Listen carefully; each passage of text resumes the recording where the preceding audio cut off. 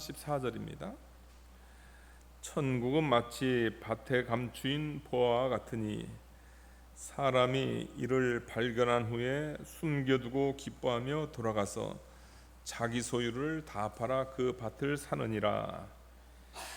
그 앞에 있는 두 비유, 밭에 감추인 보화 비유라든가 그 다음에 좋은 진주를 구하는 장사 비유, 이 두 비유는 그 같은 교훈을 이렇게 나타내고 있습니다.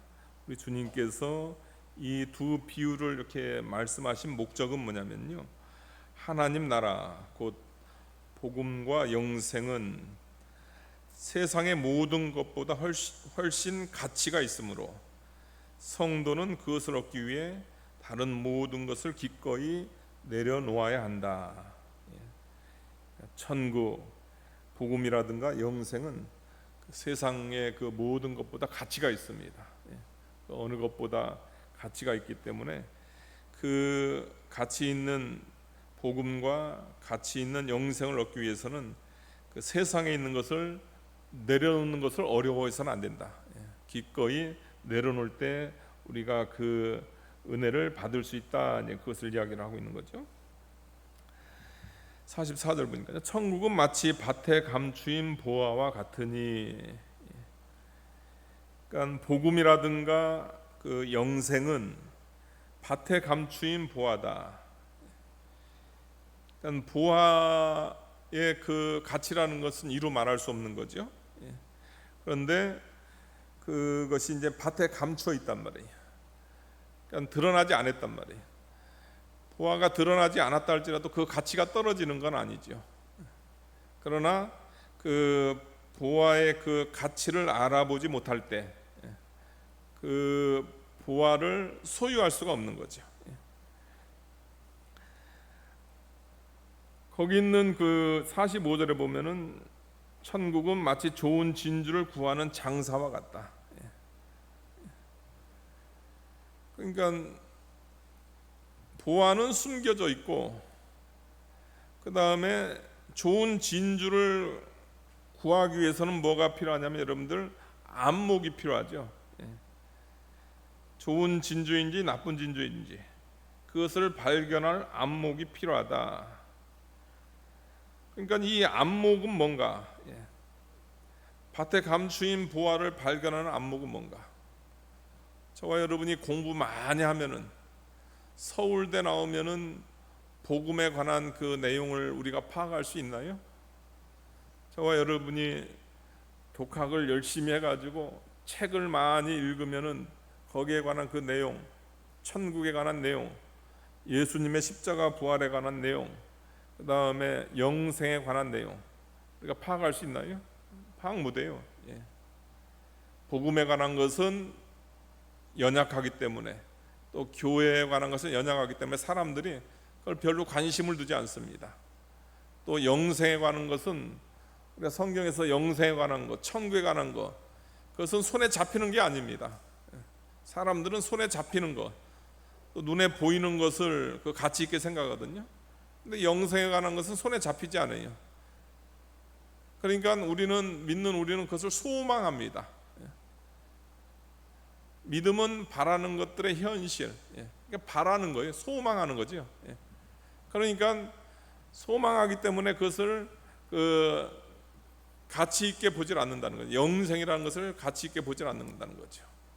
그러면 우리가 예수님의 복음이라든가 또 예수님을 통해서 우리에게 주시는 이 영생, 이것이 가치 있게 되는 것은 뭔가?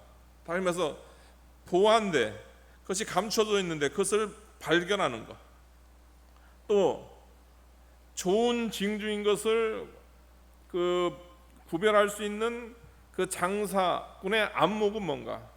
그건 다른 것이 아니고 여러분들 믿음의 지식입니다. 믿음이 있어야 됩니다. 믿음이 아니고서는 그 복음의 그 가치를 알 수가 없고, 믿음이 아니고서는 영생의 그 가치, 천국의 가치를, 예수 그리스도의 그 가치를 알 수가 없는 거죠. 그러니까 주님께서 그 도마를 향해서도 믿는 자가 되라 이렇게 얘기합니다. 너는 보고 믿느냐? 보지 못하고 믿는 자가 복이 있다.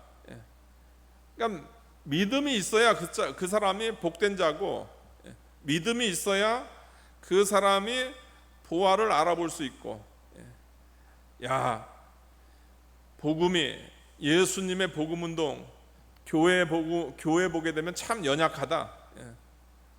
연약한데, 그러나 예수님의 십자가 부활, 그 교회 가야 듣는 거거든요. 예수님의 십자가 부활. 교회 가서 그 이야기를 듣고, 또 예수님의 십자가 부활.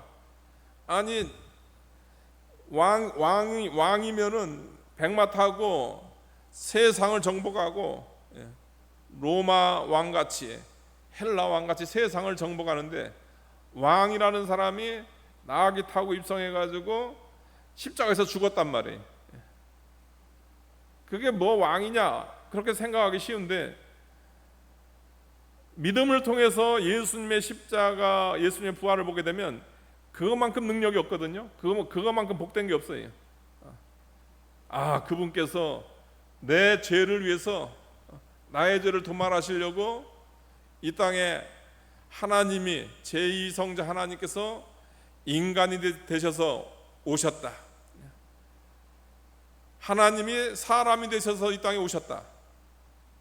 또 그 참 사람이면서 참 하나님이신 그분이, 죄 없으신 그분이 내 죄를 대신해서 십자가에 못 박혀 죽어주셨다. 그분이 3일 만에 부활하심으로 그분의 의를 우리에게 덧입혀 주시고 그분의 생명을 우리에게 주셨다. 그건 여러분들 믿음으로만 알게 되는 거거든요. 믿을 때 그것을 깨닫게 되는 거죠. 그러면 그것만큼 가치 있는 것이 없는 거죠. 그것을 깨달은 사람의 그 모습이 이제 나옵니다. 어떻게 하냐면요, 44절 보니까요, 천국은 마치 밭에 감추인 보화와 같으니 사람이 이를 발견하고,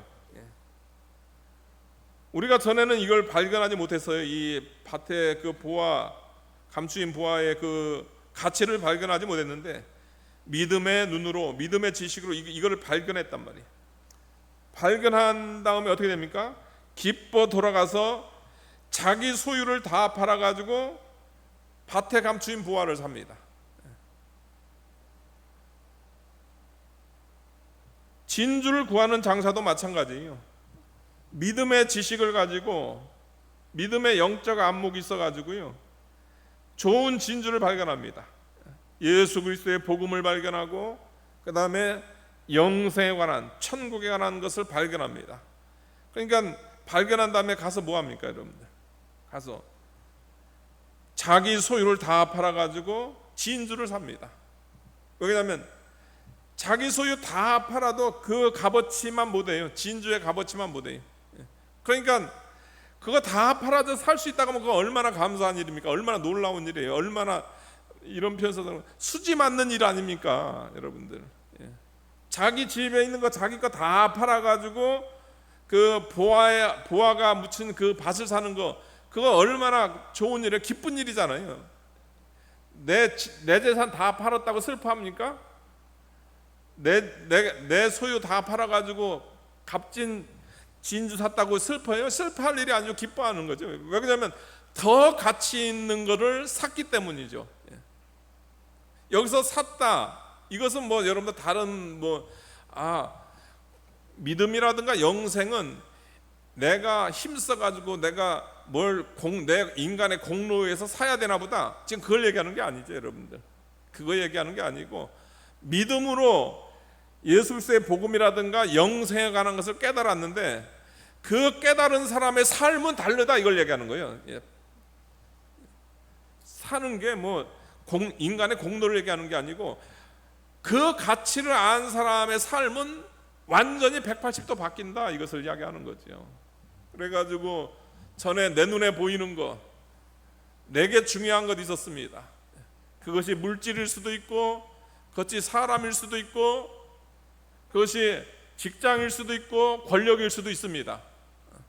그러나 생명의 주인이신 예수 그리스도를 발견하고, 또 영생을 발견하고 천국을 발견합니다. 믿음을 통해서 그것을 깨달은 다음에는 그거는 아무것도 아니다.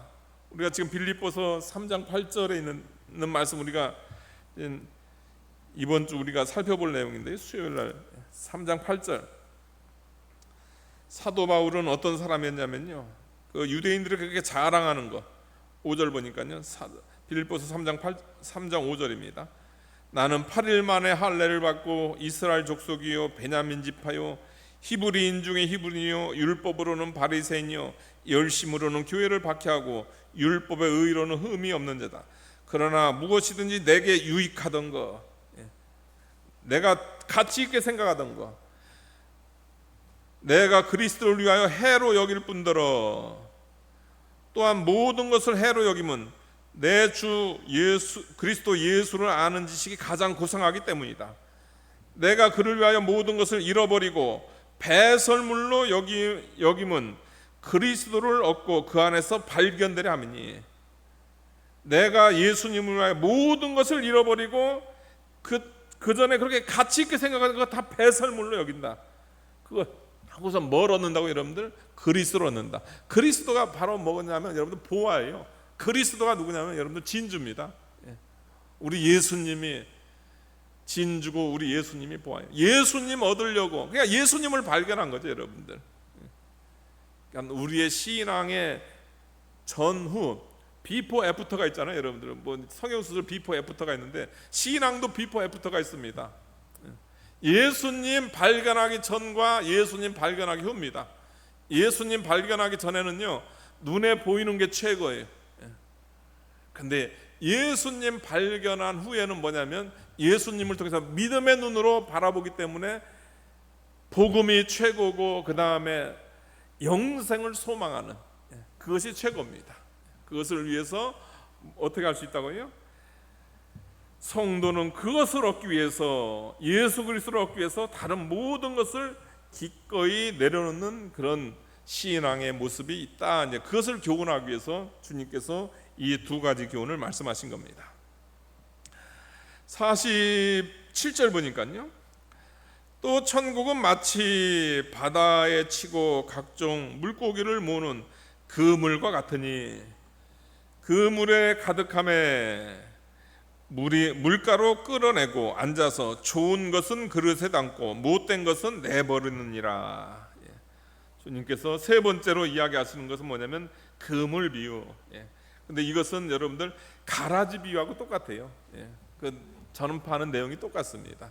그러니까 제 개인적인 생각으로는 우리 예수님께서 가라지 비유하실 때는 그 밀이라든가 보리가 있는 그런 장소였던 것 같아요. 이제 농사짓는 곳에서 주님께서 이 비유를 하신 것 같고요. 그 다음에 그물 비유하실 때는 갈릴리 호수라든가 아니면 지중해 해변 같은데, 그물 치는 데에서 어부들을 대상으로 아니면 그 지역의 특성을 대상으로 해가지고 우리 주님께서 말씀을 가르치셨던 것 같아요. 여러분들 잘 아시는 대로 이제 그물을 치게 되면, 갈릴리 호수에 그물을 치게 되면 그 그물에 이제 각종 물고기가 올라옵니다. 그래서 그물이 가득해요. 그래서 이제 물가로 끌고 와서요, 물가로 끌고 와가지고 좋은 것은 그릇에 담습니다. 여기서 좋은 거라는 것은 뭐냐면 그 레위기 11장에, 아니 여러분들 잡히면 다 좋잖아요. 저희 같은 경우는 장어도 잡혀도 좋고, 그 다음에 돔 잡혀도 좋고, 여러 가지 물고기 잡히면 다 좋잖아요, 여러분들. 문어 잡혀도 좋고 다 좋은 거잖아요. 근데 유대인들은 달라요, 여러분들. 유대인들은 레위기 11장 그 정부정 규례에 의해 가지고 물고기 같은 경우에는 반드시 두 가지 조건이 있어야 됩니다. 제일 첫 번째, 비늘이 있어야 돼요. 그러니까 비늘과 그 다음에 지느러미가 있어야 됩니다. 그러면 그것은 좋은 물고기입니다. 좋은 것입니다. 그것은 먹을 수가 있어요. 그 반면에 지느러미가 없다든가 아니면 비늘이 없으면 그건 부정한 겁니다. 우리가 좋아하는 그 장어, 구약적 배경으로는 뭐예요, 여러분들? 그거는 먹으면 안 되는 거였죠. 구약 성도들은 그거 먹으면 안 되는 거였어요.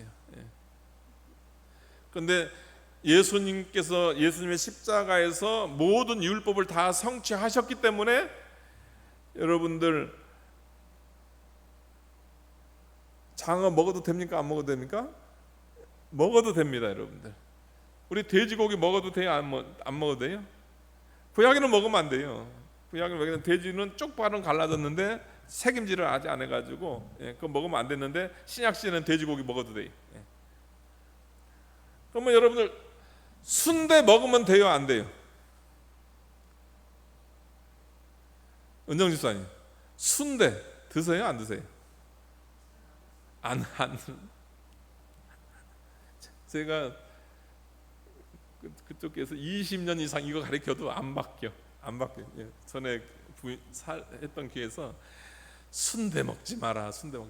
목사님, 율법에 그 장어 먹어도 되고 돼지고 먹어도 되는데 이제 그 순대 먹어도 되는 거 아니에요? 이제 그렇게 하는 거예요. 근데 피에 관한 계명은 여러분들 이거는 율법 전에 생겨났어요, 여러분들. 이건 노아 홍수 이후에 생겨났거든요. 율법 전에 생겨가지고 또 율법 시대도 유지가 되면서 신약 여러분들 사도행전 보게 되면은 이방인과의 그런 교류 가운데서 이 피에 관한 계명을 신약 성경에도 언급을 해요. 그래서 이거는 율법 차원이 아니고 인간의 본성적 차원입니다. 제 개인적인 의견입니다. 인간의 본성적 차원에서 인간의 잔인성을 억제하기 위해서 피에 관한 계명은 또 신약 성경에도 언급을 했고 해서 우리는 피에 관한 계명은 지키는 게 맞습니다. 이런 식으로 어떤 고기는 좋은 것은 그릇에 담고 못된 것은 어떻게 다시 이제 버려버린다면 물가에 내버린단 말이에요. 그러니까 요거는 가라지비하고 똑같다는 거예요. 그물은 하나님의 교회입니다. 하나님의 교회 안에는 유형교회 안에 눈에 보이는 교회 안에는 뭐냐면 악인도 있고 선인도 있다는 거예요. 지난번 표현대로 알곡도 있고 가라지도 있다는 겁니다. 그러면은 우리 알곡 가라지 딱 보니까 가라지 같아. 우리가 그걸 골라내야 되잖아요. 근데 주님께서 골라내지 말라는 거예요.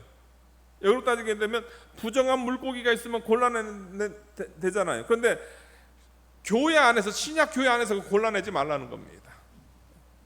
그러니까 하나님께서 악인과 선인, 알곡과 가라지 같이 있는 걸 허락을 하셨어요. 근데 언제 우리가 판결해야 되냐면 여러분들 교회 7 이상 드러난 거, 무슨 음행죄를 졌다든가 뭐 그런 거는 7이나 할 수가 있어요. 근데 그거 아닌 이상은 여러분들 도덕적인 거 가지고 우리가 판단하면 안 됩니다. 그러니까 일종의 그 인간의 내면적인 거, 저거 그냥 성격이 저러니까 저거 불택자 같아, 또 내 마음에 안 드니까 불택자 같아, 이러면 안 된다는 거예요. 이거 구분해내면 안 됩니다. 우리 주님께서 가라지 비유에서도 마찬가지고 이 그물 비유에서도 마찬가지고 그거 주님께서 그거 허락했다는 거예요.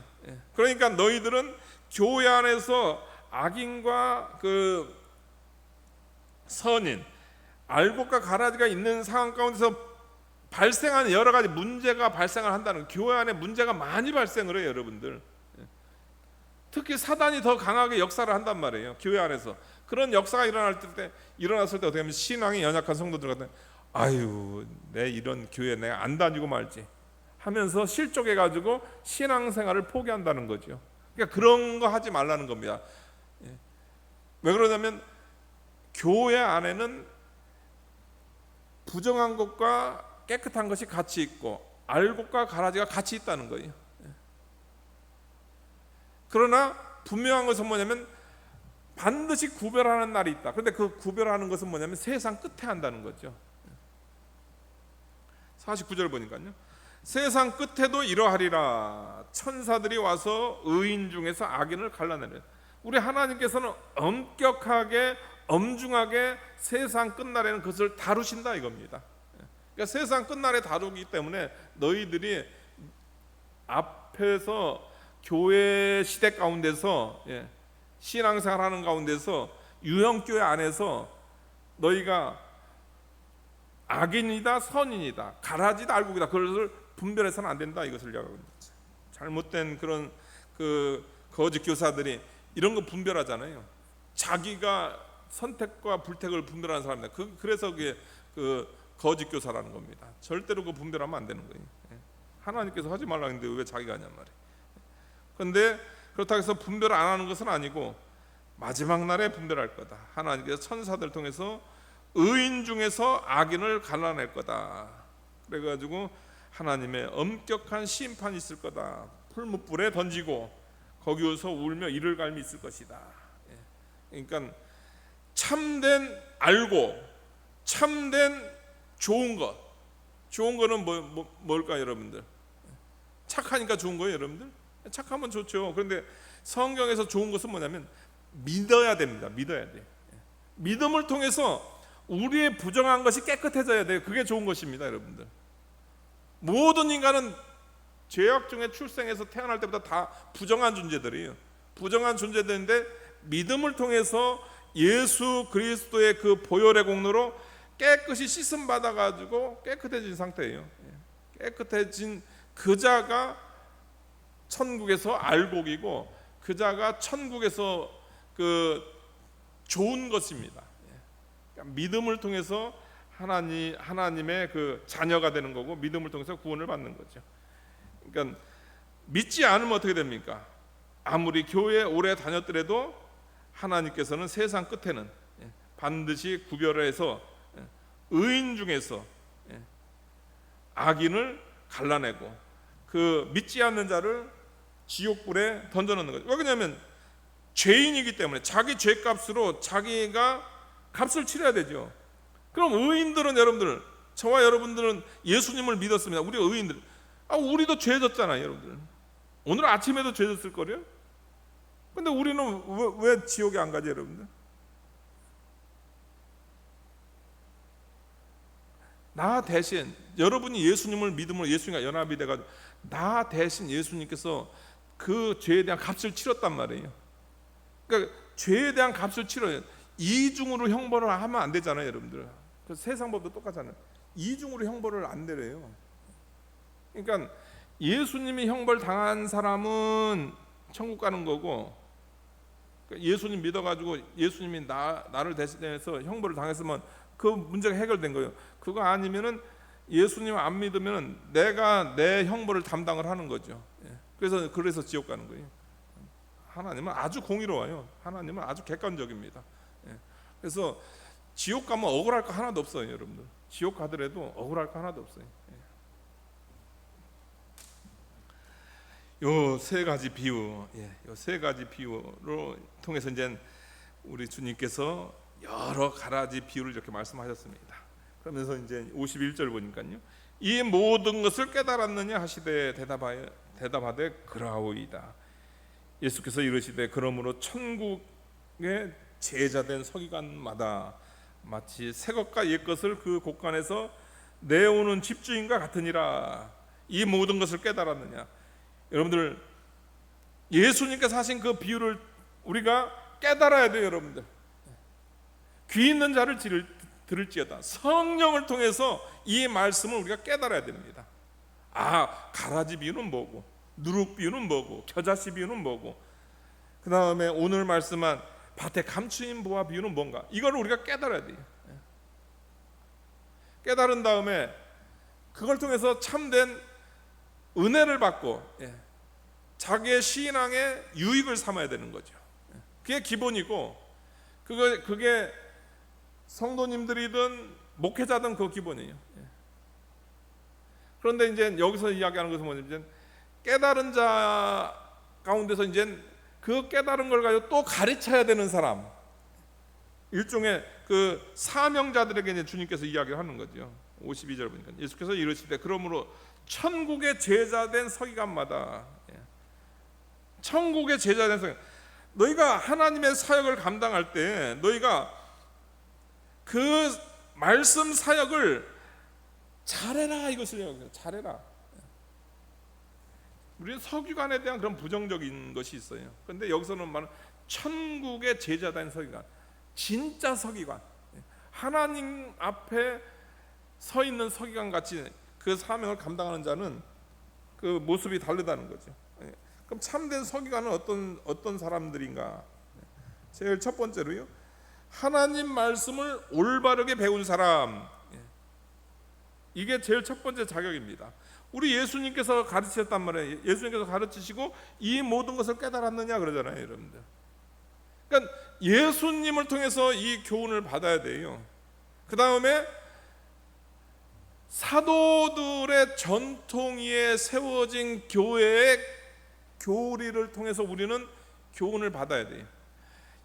이 사도들의 전통에서 세워진 이 교훈은 여러분 2000년 역사 가운데서 한 번도 끊긴 적이 없어요. 그게 지금까지 오고 우리 대한민국에서도 그게 그대로 역사를 하는 겁니다. 하나님의 말씀을 올바로 배워가지고 성령을 통해서 참된 깨달음이 있는 그 사람이 천국의 제자된 서기관이라는 거죠. 이런 사람이 어떻게 되냐면 다른 사람을 가르칠 준비가 돼 있어야 되는 거죠. 그러니까 우리 주님께서 그러니까 야고보 사도를 통해서 함부로 선생들을 하지 마라. 선생에 대한 책임이 크다는 거죠, 여러분들. 어떤 사람 같은 목사하고 싶대요. 왜 목사하고 싶냐고 그랬더니 목사들은 놀고 먹는 것 같대.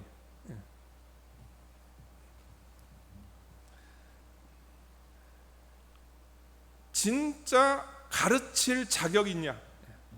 그러니까 여러분들 소명자라고 하잖아요, 여러분들. 구약의 선지자들이라든가 신약의 사도들이라든가 사도 이후의 목회자들, 여러분들 소명자들입니다. 소명자들. 하나님께서 불러야 돼요.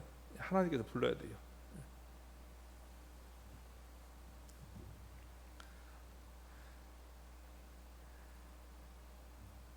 소명이 있어야 됩니다. 진짜 하나님께서 불러가지고 다른 사람을 가르칠 준비가 돼 있어야 돼요. 그 준비가 된 사람이 어떤 사람이든 그 사람이 부지런해야 돼요.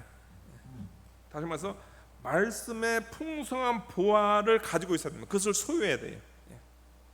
거기 나오잖아요, 여러분들. 천국의 제자된 서기관마다 마치 새 것과 옛 것을 그 곳간에서 그냥 곳간이 넘쳐가지고 여러분들 그 안에 새 것도 있고 옛 것도 있는 거예요. 어떤 분들은 새 것과 옛 것을 이제 신약과 구약이다 이런 표현을 쓰는 예 필요하죠, 여러분들. 진짜 하늘의 천국의 제자된 서기관 진짜 신구약을 정말로 자유자재로 다루면서 신구약을 둘 다 가지고 설교를 해야 돼요. 어떤 사람은 신약만 하는 사람이 있어요. 그거 잘못된 거예요. 어떤 사람은 구약만 하는 사람, 그거 잘못된 겁니다. 신구약을 다 다뤄야 됩니다. 또 어떤 분들 같은 새 것은 복음이고 옛 것은 율법이라고 합니다. 예, 복음과 율법에 관한 정확한 그 인식이 필요하죠, 여러분들. 그걸 정확하게 해야 그 하나님의 백성들을 바로 인도할 수 있죠. 제가 거듭거듭 얘기하자면 복음과 율법에 관한 그 정확한 인식이 없으면 그 목회자든 또 그것을 통해서 듣는 성도든 간에 다 미로에 빠집니다. 여러분들 거기서 못 나와요. 복음이 뭔고 율법이 뭔가. 우리가 지금 그 대유리문답 지금 그거 하고 있잖아요, 여러분들. 율법의 관계, 복음의 관계 그거 하고 있잖아요. 그거 정립 안 되면 여러분들 계속 헤매다가 아무것도 못 해요. 구원의 은혜도 없고 그 다음에 경건 생활도 안 되고. 새 것과 옛 것 그렇게 해석할 수 있습니다. 그러나 여기서 새 것과 옛 것이다 이것은 뭐냐면 하나님의 사역자들이 당신의 백성들, 하나님의 백성들 그 귀한 영혼들을 가르칠 때 진짜 말씀이 풍성해야 된다. 우리 예수님께서 얼마나 하늘의 것과 또 이 땅의 것의 조화를 이루면서 가르칩니까? 하늘에 신령한 것을 이 땅의 비유를 통해서 가르치는 거예요. 하나님의 참된 선지자, 하나님의 참된 하늘에 속한 서기관 같은 경우는 과거의 것도 이용하고 또 현재에 맞는 그 트렌드도 이용하고 해가지고 어떻게 해서든지 하나님 말씀 잘 가르쳐가지고 하나님의 백성을 정말로 복된 길로 인도하는 그 사람이 천국의 제자된 서기관이다. 너희들 이렇게 가르칠 준비가 됐느냐, 이렇게 그들에게 그들의 소명에 대해서 한번 묻고 있는 거죠. 예수님을 본받아서 우리가 하나님 말씀 잘 배워야 되고, 예수님을 본받아서 우리가 하나님 말씀 잘 가르쳐야 됩니다. 오늘 이 말씀 결론을 맺겠습니다. 제일 첫 번째 결론입니다. 두 가지 비유를 통해서는요, 하나님 나라는 세상의 모든 것보다 더 가치 있는 보화다. 복음에 관한 거, 그 다음에 영생에 관한 거. 예수 그리스도는 세상의 모든 것보다 더 가치 있는 보화다. 그 가치를 아는 것은 믿음이라는 선물을 받은 사람뿐이다. 그 가치를 왜 모르는가? 믿음이라는 선물을 아직 받지 않았기 때문이다. 그것을 이야기하고요. 두 번째 그 그물 비유를 통해서는요, 교회 안에는 참된 신자와 거짓 신자가 함께 존재한다. 그것을 인정을 해야 된다는 겁니다. 그래서 교회 안에서 여러 가지 어려운 문제가 발생하더라도 그것으로 인해 가지고 교회를 떠나는 일이 있어서는 안 된다. 그것을 이야기를 하는 거죠. 그러나 분명하게 보면 최종적 분리는 마지막 심판 때 하나님이 하신다. 그걸 바라보면서 함부로 누굴 판단해서는 안 된다. 이것을 이야기합니다. 마지막으로 참된 말씀의 교사는 하나님의 말씀의 풍성한 부활을 꺼내요 교회를 가르치는 그 사람이 참된 말씀의 교사, 천국의 제자된 서기관이다 이야기하고 있습니다. 기도하시겠습니다. 거룩하신 하나님 아버지,